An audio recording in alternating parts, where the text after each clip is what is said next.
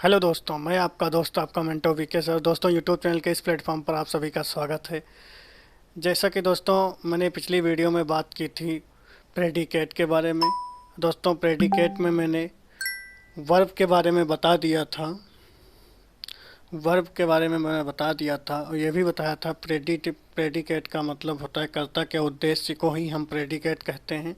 और दोस्तों, प्रेडिकेट को दो तीन भागों में विभाजित किया गया है। नंबर एक वर्ब, दूसरा ऑब्जेक्ट और तीसरा कॉम्प्लीमेंट। और दोस्तों, मैंने वर्ब के बारे में कल बताया था और आज हम बात करने वाले हैं ऑब्जेक्ट की।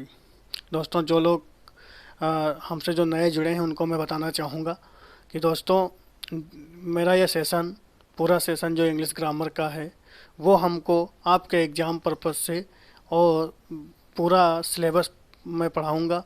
और दोस्तों, ये पूरा मैं सिलेबस इस समय पढ़ा रहा हूँ प्रेडिकेट। और दोस्तों, जो लोग अभी तक पिछला वीडियो नहीं देखे हैं तो कृपया करके देख लीजिएगा। और मैं आज शुरू करने वाला हूँ प्रेडिकेट के ऑब्जेक्ट के बारे में बात करने वाले हैं आज। दोस्तों, ऑब्जेक्ट का मतलब है the aim of subject is called object, यानी कर्ता के उद्देश्य को ही हम ऑब्जेक्ट यानी कर्म कहते हैं। दोस्तों, ऑब्जेक्ट को दो भागों में विभाजित किया गया है। नंबर एक इनडायरेक्ट ऑब्जेक्ट और नंबर दो डायरेक्ट ऑब्जेक्ट। इनडायरेक्ट ऑब्जेक्ट में हमारा सजीव कर्म और निर्जीव कर्म, यानी डायरेक्ट ऑब्जेक्ट में निर्जीव कर्म आएगा और इनडायरेक्ट ऑब्जेक्ट में सजीव कर्म आएगा। जैसे कि दोस्तों, अगर हम एग्जाम्पल की बात करें तो एग्जाम्पल में हम बात करेंगे जैसे my friend gave me a book. तो दोस्तों, इसमें हमारा माई फ्रेंड ये हमारा सब्जेक्ट है और गेव हमारा वर्ब है और मी हमारा इनडायरेक्ट ऑब्जेक्ट है।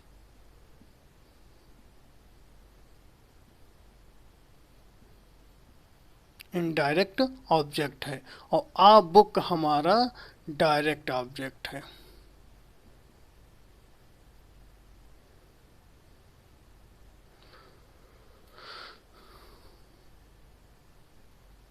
दोस्तों, जैसे कि हम देखते हैं माई फ्रेंड, तो इसका डायरेक्ट ऑब्जेक्ट क्या है? आ बुक। और इसका इनडायरेक्ट ऑब्जेक्ट क्या है? मी। जैसे कि my friend give gave me, यानी मेरे दोस्त ने मुझे दिया। क्या दिया? अब इसका मेन ऑब्जेक्ट क्या है? आ बुक, एक किताब। तो दोस्तों, हम देख लिए होंगे कि जो डायरेक्ट ऑब्जेक्ट होता है वो निर्जीव होता है और जो इनडायरेक्ट ऑब्जेक्ट होता है वो हमारा सजीव होता है। ये हमारा सजीव होता है, ये हमारा क्या है? इनडायरेक्ट ऑब्जेक्ट है। और ये आ बुक जो हमारा है ये निर्जीव है मगर ये डायरेक्ट ऑब्जेक्ट है। दोस्तों, अगर हम बात इसके रिमार्क की करें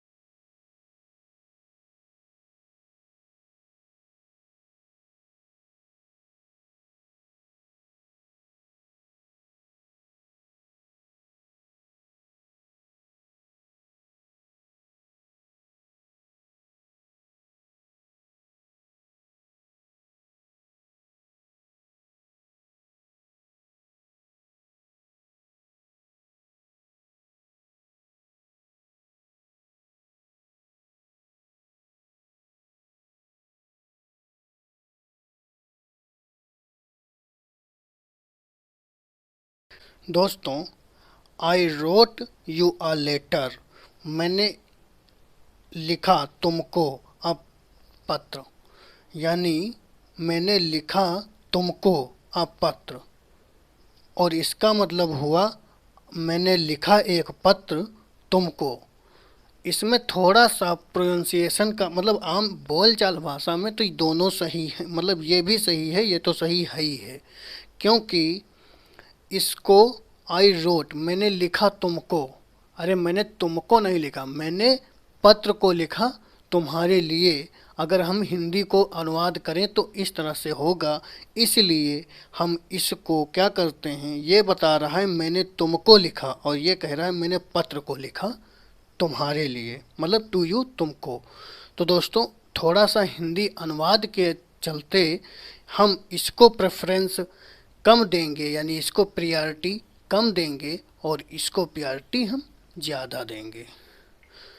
दोस्तों, उम्मीद है कि अगर ना समझे हों तो एक बार हम फिर से बता रहे हैं कि दोस्तों, जब हमारा इनडायरेक्ट ऑब्जेक्ट पहले आएगा तो इसके पहले हमारा कोई भी प्रीपोजिशन का प्रयोग नहीं होगा, लेकिन जब ये इनडायरेक्ट इसके बाद आएगा, यानी डायरेक्ट ऑब्जेक्ट के बाद आएगा, तो इसके बीच में हमेशा आ बुक और मतलब इस डायरेक्ट ऑब्जेक्ट और इनडायरेक्ट ऑब्जेक्ट के बीच में हमेशा किसी न किसी टू अथवा फार में से किसी न किसी प्रीपोजिशन का हम प्रयोग जरूर करेंगे।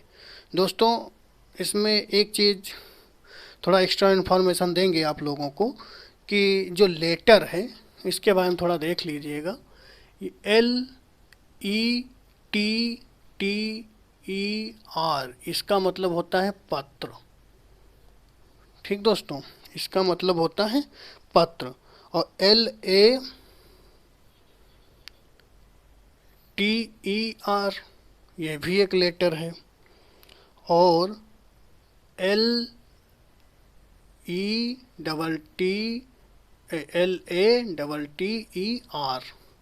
इसका मतलब होता है, दोनों का अर्थ होता है बाद में।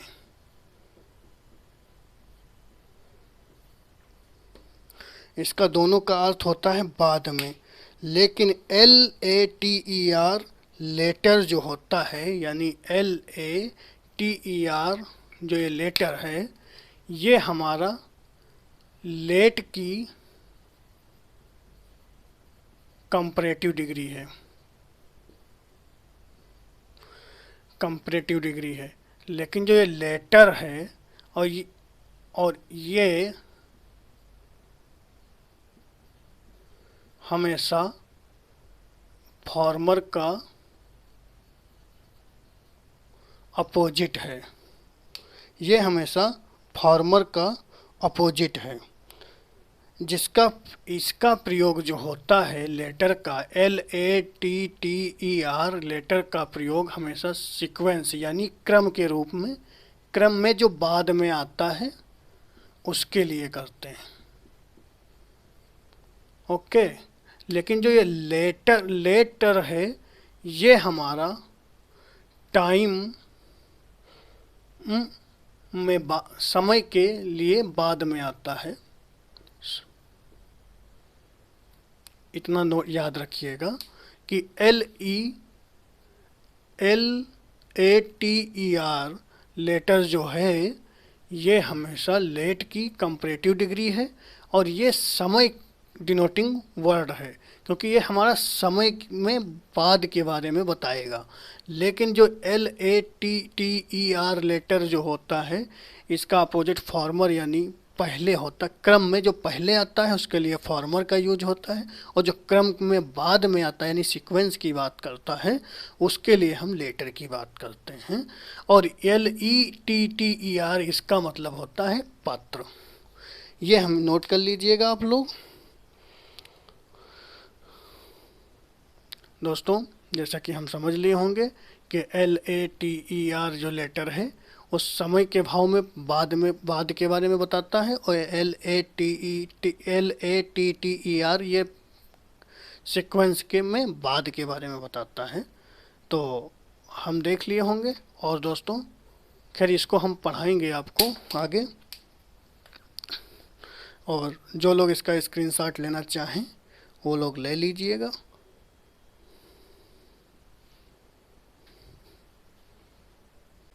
दोस्तों, हमने डायरेक्ट ऑब्जेक्ट और इनडायरेक्ट ऑब्जेक्ट समझ लिया होगा। डायरेक्ट ऑब्जेक्ट यानी निर्जीव चीज़ें जो होती हैं, और इनडायरेक्ट ऑब्जेक्ट यानी जो सजीव कर्म होते हैं, और डायरेक्ट ऑब्जेक्ट यानी निर्जीव कर्म। और अब आगे हम बात करने वाले हैं ऑब्जेक्ट की विशेष विशेष स्थिति यानी पोजीशन ऑफ ऑब्जेक्ट। और अगर पोजीशन ऑफ ऑब्जेक्ट की बात करें तो ऑब्जेक्ट के रूप में जब ऑब्जेक्ट के रूप में कोई कार्य आता है तो वह जीरेंड अथवा इन्फिनेटिव के रूप में प्रयोग किया जाता है। जैसा कि दोस्तों मैंने पिछले से पिछली क्लासों में मैंने बेसिक जो कॉन्सेप्ट पढ़ाया था उसमें मैंने जीरेंड के बारे में बताया था, और उसमें और उसी का यहाँ पर भी थोड़ा सा उसका रूप आपको देखने को मिलेगा। और जैसे कि जब हम ऑब्जेक्ट के रूप में कोई कार्य आता है तो वह जीरेंड अथवा इन्फिनेटिव के रूप में प्रयोग किया जाता है। जैसे दोस्तों अगर एग्जाम्पल की बात करें, I do not like to smoke, हमारा रूल्स क्या कहता है कि जब कोई कार्य आता है, यानी ये कह रहा आई डू नॉट लाइक, मुझे पसंद नहीं है, टू स्मोक यानी धूम्रपान करना। दोस्तों अगर स्मोक हमको मतलब धूम्रपान करना पसंद नहीं है तो हमारा ऑब्जेक्ट के रूप में क्या आ रहा है, टू स्मोक, यानी हमें यह बता रहा है कि हमको धूम्रपान करना नहीं पसंद, यानी ऑब्जेक्ट के रूप में कार्य आ गया। तो दोस्तों या तो हम इसको जीरेंड बनाएंगे या तो हम इसको इन्फिनेटिव बना दें, दोनों ही सेंटेंस सही हो होंगे। जैसे दोस्तों मैंने एक एग्जांपल इन्फिनेटिव का ले लिया और दूसरा एग्जांपल जीरेंड का ले लिया। जैसे I do not like smoking या I do not like to smoke, यानी हमको धूम्रपान करना पसंद नहीं है। और दोस्तों इसका रिमार्क की बात करें, जब दो कार्य की तुलना की जाती है तो वह हमेशा एक समान रूप अर्थात जीरेंड अथवा जीरेंड एवं जीरेंड अथवा इन्फिनेटिव एवं इन्फिनेटिव से की जाती है। दोस्तों मैंने अगर जो लोग वो क्लास नहीं देखी है तो प्लीज़ वो क्लास मेरी देख लीजिएगा जो मैंने जीरेंड और इन्फिनेटिव के बारे में बताया था। और दोस्तों क्योंकि मैंने उसमें बताया था कि जब दो कार्य की तुलना की जाती है, जब तुलना की जाएगी तब हम जीरेंड से जीरेंड की करेंगे और इन्फिनेटिव की इन्फिनेटिव से ही करेंगे। ऐसा नहीं है कि हम जीरेंड को इन्फिनेटिव से कर दें और इन्फिनेटिव की जीरेंड से कर दें। एज एग्जाम्पल की बात करें, I like to sing and dance, मुझे पसंद है सिंग गाना गाना एंड डांस करना। दोस्तों मैंने उसमें जीरेंड में बताया, इन्फिनेटिव में मैंने बताया था कि आई लाइक टू सिंग, मुझे पसंद है गाना गाना, एंड डांस यानी डांस करना। दोस्तों यहाँ पर तो टू लगा है लेकिन यहाँ पर टू नहीं लगा है, तो उसमें हम उस वीडियो में विस्तार से इसके बारे में बताया था। लेकिन हाँ जो लोग हमसे नए जुड़े हैं उनको मैं बता दूं कि दोस्तों ये एक कंजक्शन है, एंड हमारा कंजंक्शन है और टू भी हमारा कंजंक्शन का कार्य करता है। इसलिए डबल कंजंक्शन ना हो, अगर सुपरफ्लूस हो जाएगा दोस्तों, इसलिए हम एक टू को रिमूव कर देते हैं और एक टू को रहने देते हैं। दोस्तों अब सोचते होंगे कि टू को रखें एंड को रिमूव कर दें, तो दोस्तों गाना गाना और डांस करना दोनों अलग अलग क्रियाएं हैं, दोनों अलग अलग कार्य हैं, इसलिए हम एंड को रखेंगे ही, हम इसलिए टू को रिमूव कर देते हैं, यानी ये हमारा सेंटेंस सही है क्योंकि इसमें तुलना हमेशा इन्फिनेटिव और इन्फिनेटिव से हुई है। अब हम वाक्य दूसरा देखते हैं, आई लाइक टू सिंग, यानी यहाँ तक तो सही है, आई लाइक टू सिंग, मुझे गाना गाना पसंद है, एंड डांसिंग, ये क्या हो गया, जीरेंड। और दोस्तों मैंने कहा है कि हमेशा या तो हम इन्फिनेटिव से इन्फिनेटिव की तुलना करेंगे या जीरेंड से जीरेंड की। या तो आप यहाँ टू सिंग को हटा के सिंगिंग कर दीजिए, या तो हम अगर टू सिंग रखते हैं तो डांस को करें, डांसिंग को डांस करना पड़ेगा, इसलिए ये सेंटेंस गलत हो जाता है।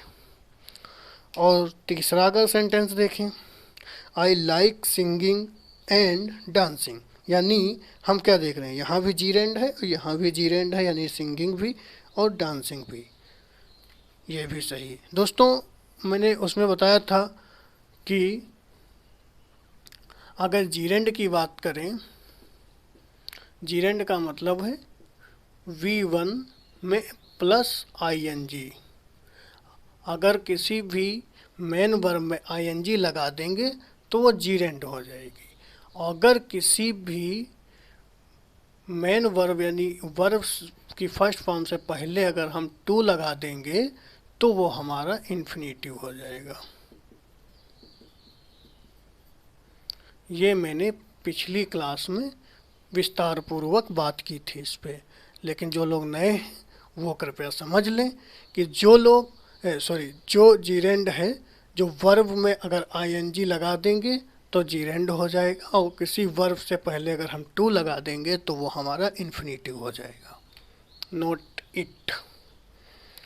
अगर हम बात अब आगे इसमें एग्जाम्पल की करें चौथे वाक्य की, तो to write is as good as read, यानी कहने का मतलब है कि लिखना एज गुड एज लिखना जितना अच्छा होता है उतना पढ़ना। तो दोस्तों हम क्या देखे हैं कि रीड भी और राइट भी, रीड और राइट दोनों इन्फिनेटिव हैं और एज दोनों कंजंक्शन का कार्य कर रहे हैं। और दोस्तों एक चीज़ हमेशा नोट रखिएगा, नोट कर लीजिएगा,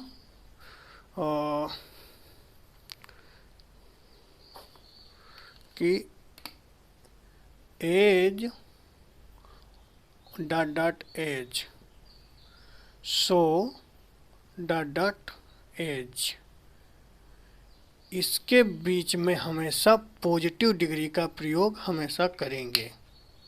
एग्ज़ाम में बहुत इम्पॉर्टेंट है कि यहाँ पर हमको कंपैरेटिव दे देता है लेकिन वो गलत हो जाता है, ये हमारा पॉजिटिव डिग्री रहेगा। इसके बीच में जो भी वाक्य आएगा पॉजिटिव ही डिग्री में आएगा, दोनों में। अब सोचते होंगे सो एज और एज में क्या डिफरेंस है, तो ये एक पॉजिटिव है, वाक्य को दर्शाएगा, जबकि सो और एज हमेशा नेगेटिव वाक्य में आता है, नेगेटिव वाक्य में आता है। इसको नोट कर लीजिएगा और इसका एग्जाम्पल भी हम बता देंगे। तो write is good as read, लिखना उतना अच्छा है जितना पढ़ना, यानी इन्फिनेटिव टू इन्फिनेटिव। अब यहाँ भी टू नहीं आगे है, इसका कारण यही है कि ये कंजंक्शन का कार्य करता है, हालांकि इसके बारे में हम विस्तार से कंजंक्शन के बारे में बताएंगे। और writing is as good as read, यानी अब यहाँ हम क्या देखते हैं, पहला इसने कर दिया जीरेंड और दूसरा कर दिया इन्फिनेटिव दोस्तों, इसलिए ये तो सही है मगर ये गलत हो गया, क्योंकि या तो आप इसको इन्फिनेटिव कर दीजिए तो सही हो जाएगा, या तो आप इसको जीरेंड कर दीजिएगा तो सही हो जाएगा। जैसे नीचे एग्जांपल है, तो write is as good as reading, यहाँ भी गलत हुआ क्योंकि यहाँ रीडिंग कर दिया और यहाँ पे राइट कर दिया। या तो आप इसको जीरेंड कर दीजिए या इसको इन्फिनेटिव कर दीजिए, ये भी गलत हो गया। यानी क्या है, आपको यहाँ पर अगर वहाँ रीडिंग है तो यहाँ पर भी आपको राइटिंग करना होगा। और दोस्तों हालांकि हम इसके बारे में आपको हम कंजंक्शन में बात करेंगे, इसलिए एग्जांपल अभी हम यहाँ पर नहीं दे रहे हैं। जैसे एग्जांपल हम बोले तो जगह नहीं बची हुई है। और जैसे कि ही, जैसे अगर हम बात करें तो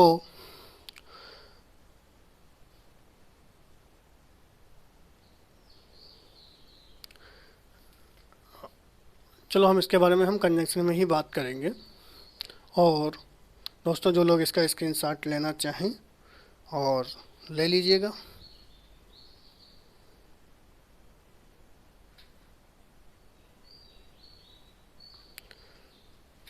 दोस्तों मैं आज अपनी ये क्लास को यहीं पर आज विराम देता हूँ। और दोस्तों अगर हमारी क्लास अगर अच्छी लगती हो आपको तो प्लीज़ लाइक भी करिएगा। और हाँ, जो लोग अभी नए से जुड़े हैं या जो लोग अभी तक सब्सक्राइब नहीं किए हैं तो प्लीज़ सब्सक्राइब कर लो यार। और इसी के साथ दोस्तों मैं अपनी क्लास को यहीं पर रोक रहा हूँ। और thanks for watching this video. Till then take care.